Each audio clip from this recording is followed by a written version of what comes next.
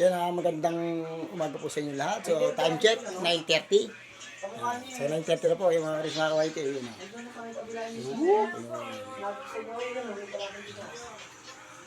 So 9:30 na po. So yan, nakapag-sign na po tayo. So may pasok kasi yung aking anak na isa. Pang 11 po siya. At yung si Arby naman may pasok ng 11 a.m. At yung isa naman papasok sa school. Si Renmar, sinundan ni RB. So, ano naman siya? 12. So, yan, nagsasayang tayo. So, yan mga karils, ito yung ating ano, yan. Sasayang na tayo, okay na. Yan, nagsasayang na tayo. So, ulam na lang yung aming iluluto. Para sa, ano. So, yan, at maglilisa rin tayo. Lilinisin muna natin yung ating ventilador. So, tara, samahan nyo ako habang so mag-allergies pa lang naman, kaya maglinis muna tayo ng ventilador at mamaya magpupunas po na siya. So inayos ko na rin kasi yung pinaka divider namin, nilipat ko muna ulit dito sa may bukana. So ituturo ko pa sa inyo. Thank you. So yun, dito natin inilagay yung pinaka TV natin. Ayan. So kasi dati nandun yun sa kabilang yun, inisud natin. So dito ulit inilagay. So yan yung ating set. So dito yung pinakasalas ulit natin. So dito na ulit kami muna kakain. Kasi dati dito siya nakalagay sa may upuan na to. Kaya so yan, samahan niyo ako muna. Maglilinisin muna natin itong ating ventilador. Medyo madumi na kasi yun. Naglalaro pa yung aking mga anak kasi maya maliligo na yung mga yan. Kaya tara, samahan niyo ako maglinis muna ng ventilador. Let's go! So mga Chris, alasin mo natin ito ating ventilador. Linis muna tayo habang mamaya magulo tayo ng pangulam ng patanghalian. So,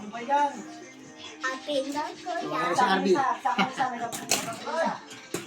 Alasin muna natin ito mga Chris, mga waiting. So, balik ako po kayo pagka...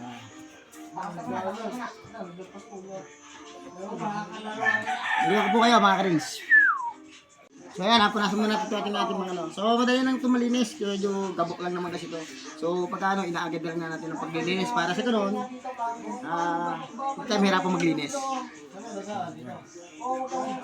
Dahil lang naman ito mga Chris, mga kawaiti.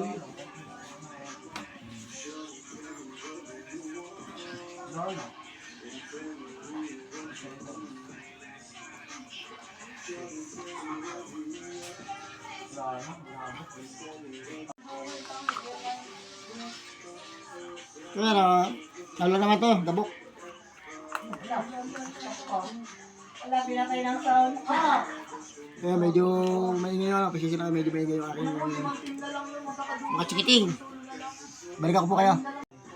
So mga guys, so ano to? So balikan natin.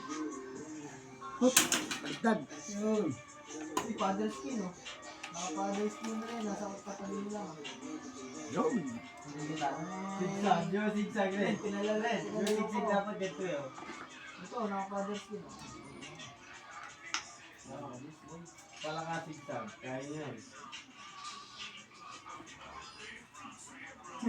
Yan, repeatin natin yung ating pinaka... Pero pag ate, dapat sabay yan. Sabay dapat yan. Hindi lang ito yung gagalaw mo. Linis-linis na dapat para tayo. So, yan. Hindi ka makakapunta basta dito pati hindi mo kita na nandito sa kaliwa.